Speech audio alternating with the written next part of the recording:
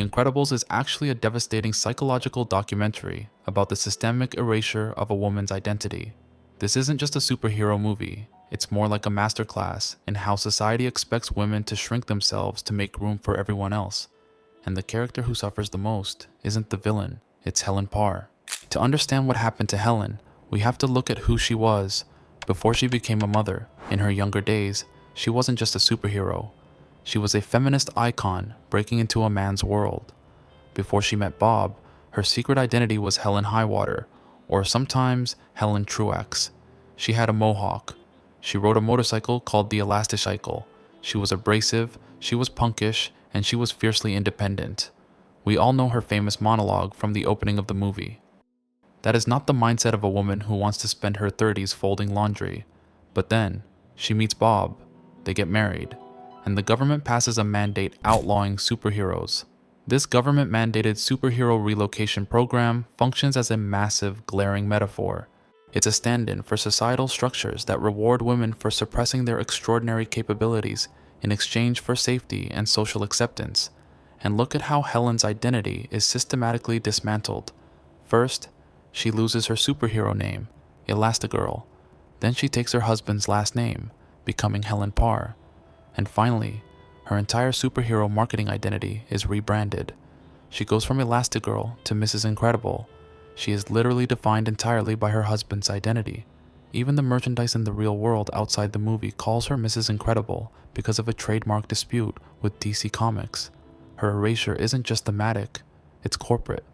Now here is where the movie gets incredibly real. Both Bob and Helen are forced to retire, but look at the asymmetry of their sacrifice. Bob absolutely crashes and burns. He waxes poetic about the simple life, but he spends his nights secretly listening to police scanners and violating his retirement. Helen, on the other hand, adapts perfectly. She completely renounces her career to keep her family safe. While Bob is sneaking out to relive his glory days, Helen is enforcing the rules, absorbing the cost of her husband's inflexibility. And this brings us to the hidden competence problem. Helen never actually lost her powers. She merely suppressed them. In the privacy of the Parr residence, she's using world-class combat elasticity to do housework and wrangle 3 children. The indignity is absurdist, but deeply recognizable. The director, Brad Bird, did this on purpose. He explicitly stated that he gave her elasticity to symbolize the multitasking demands placed on mothers. He said, "Moms are always pulled in a million different directions, so I made her stretch like taffy." But there's an actual scientific term for what Helen is going through. In the 1970s, an American anthropologist named Dr. Dana Raphael coined the term matrescence. It describes the developmental transition that women enter into upon giving birth. It is literally adolescence, but for mothers. Dr. Aurelia Athan at Columbia University expanded this to show that becoming a mother rewires your brain, your body, your relationships, and your societal roles. It's a complete identity shift from I to we. Helen's elasticity is the perfect visual metaphor for matrescence. She didn't become less powerful. She became differently deployed.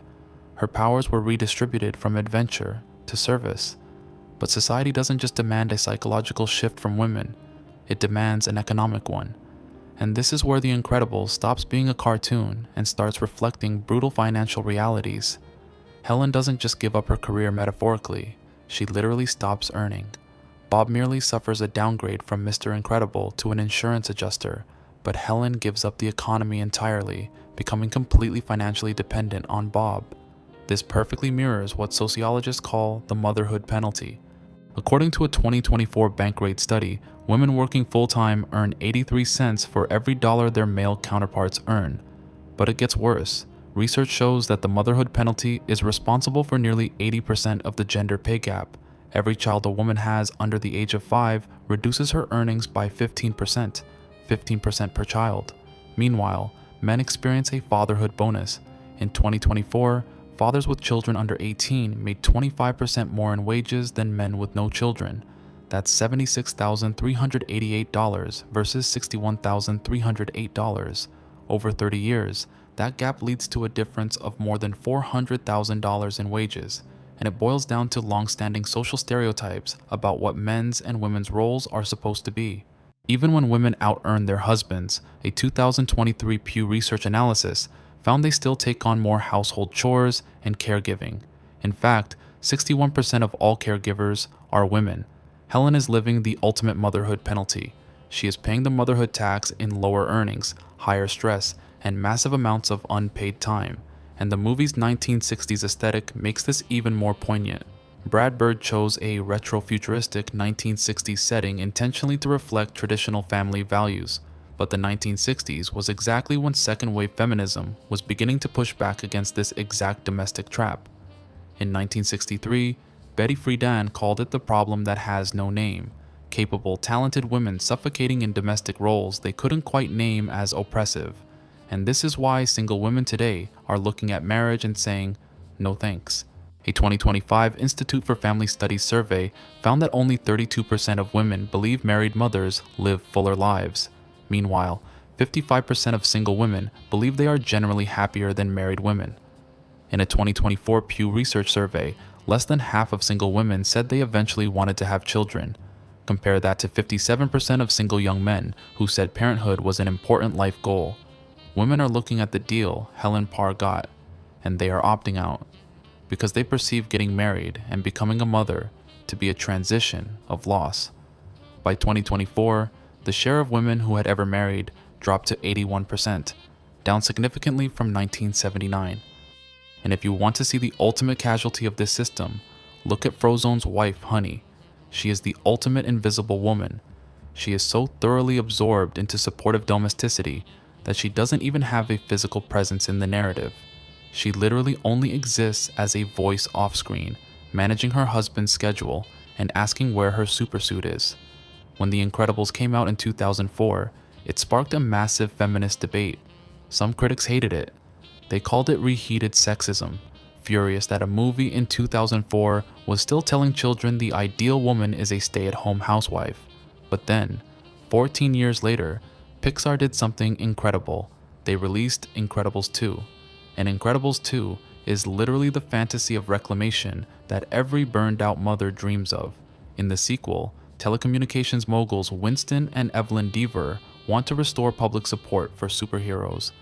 And they don't choose Bob, they choose Helen, because she has a lower history of collateral damage, because she is actually better at the job. When Helen gets her newly designed Elastigirl costume, she doesn't hesitate. She takes the reins. The sequel grossed $1.2 billion worldwide and set the record for the best opening weekend for an animated film with $183 million. It proved that female-led stories sell. Critics called it a feminist triumph that bucked tired gender cliches.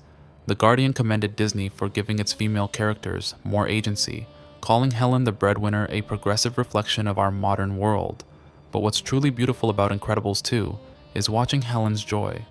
When she gets back to work, she is immediately pulling stunts that are just as impressive, if not more so, than before she retired. She was never not ready, she was just never asked. Holly Hunter, the voice of Helen, said the character possesses total fearlessness, but clarified that she did not lead with the maternal kind of instinct at all as a superhero. When she's Elastigirl, she isn't a mom, she's just herself. And the movie explores the underrated theme of positive compromise. Bob is forced to become a stay-at-home dad, and he struggles brutally. But eventually, they find a balance. We see Bob and Helen finally doing a role reversal and breaking the social construction of their marriage. Now, the data doesn't say that all women who choose domesticity are miserable. In fact, in 2025, a women's well-being survey found that married mothers generally report higher levels of happiness than unmarried women. But again, guys, that's a simple survey. Do not come at me in the comments. Now, marriage and motherhood do contribute to well-being, and the problem isn't that Helen chose domesticity. The problem is the systemic imbalance. The problem is that society defaulted to expecting her to make that sacrifice and not Bob.